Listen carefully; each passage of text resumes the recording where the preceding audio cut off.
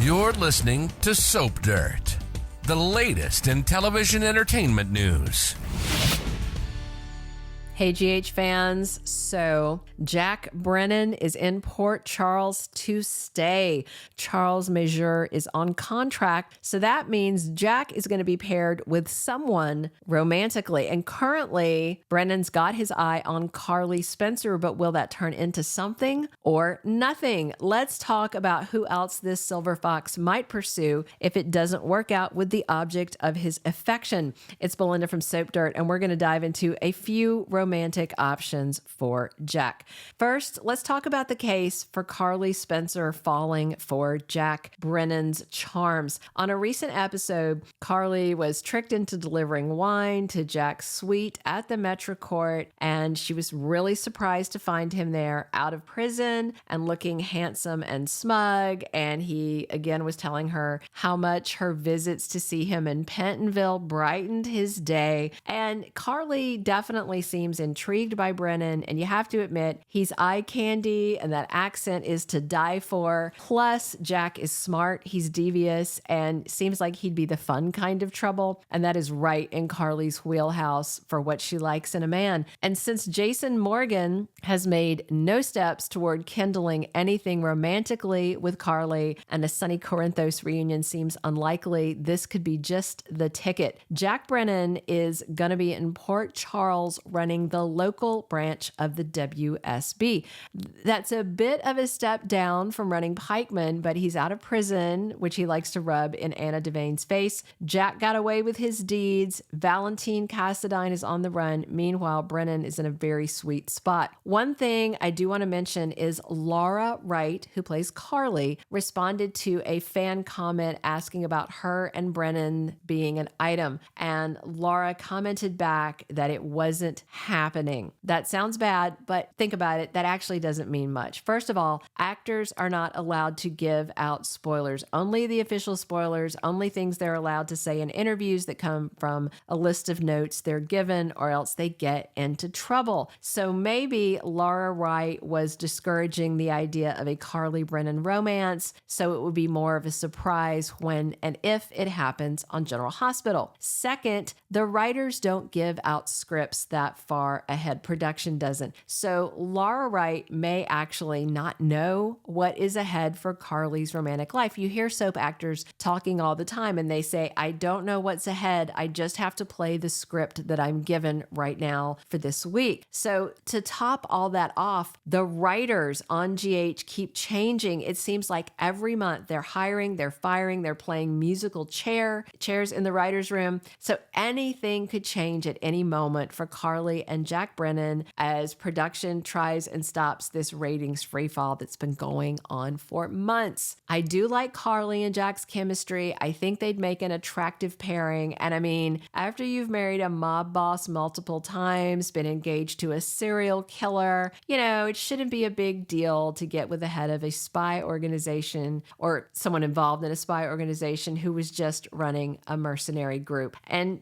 Carly hasn't had a man in a while, not since Drew Quartermain dumped her just after Jason came to town.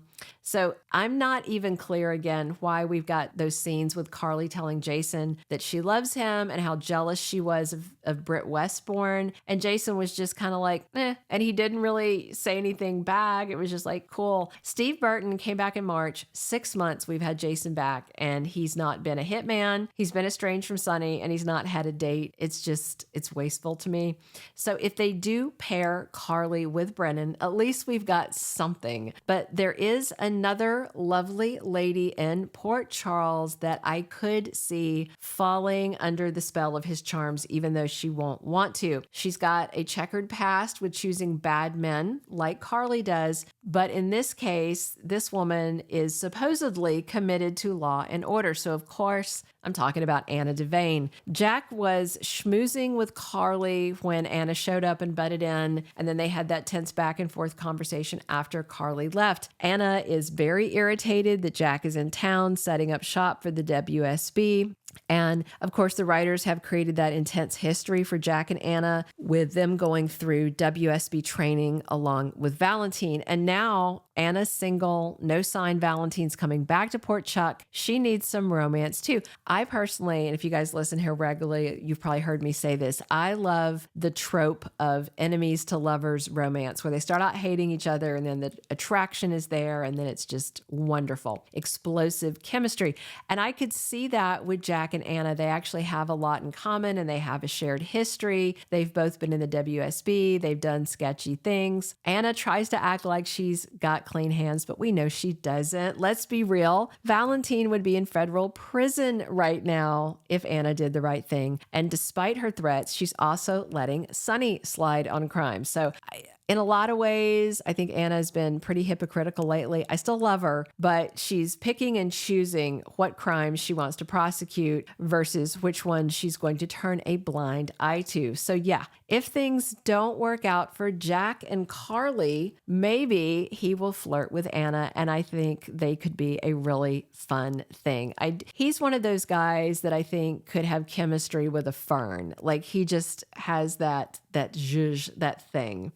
All right, last but not least, I want to mention one other single lady in Port Charles who I don't think is on Jack Brennan's radar right now, but she could be. She's age appropriate, she's gorgeous, she's smart, and she also has a problem with falling for troubled, bad criminal men. We're talking about Alexis Davis. She has not had a serious relationship in a while. I could actually see Jack and Alexis vibing as a pair. She's back to being a lawyer once she finishes up these last of her continuing education credits. He's technically in law enforcement at the WSB/spying. You know, I could see Jack running into Alexis at the Metro Court restaurant, chatting over drinks, her with an iced tea, him with a bourbon, and talking about people they have in common, one of which is Valentine. He knows Valentine well. He's known Valentine longer than Alexis has. So he should be aware that Alexis is also a Cassadine. That might intrigue him. And initially, remember, Valentine was supposed to be Alexis's half brother, but now they're technically like step siblings and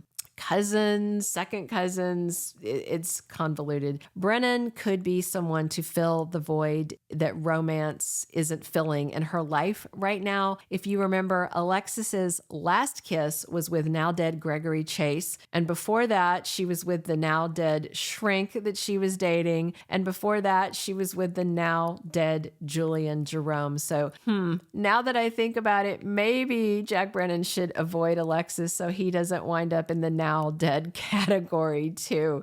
Maybe Brennan should just pursue Carly, and if she rejects him, give Anna a good chase because being with Alexis might get him killed one way or another. Either way, I am looking forward to lots more of Jack Brennan. Who would you like to see him with? Anna, Carly, Alexis, or somebody else? Drop your comments, subscribe if you're not. Check back soon. It's Belinda from Soap Dirt, talking General Hospital 7 days a week. Thank you for being a loyal listener. Follow us wherever you get your podcast because you don't want to miss the next episode. Soap Dirt is on all the major podcast platforms, including Apple Podcast, Spotify, iHeartRadio, and more.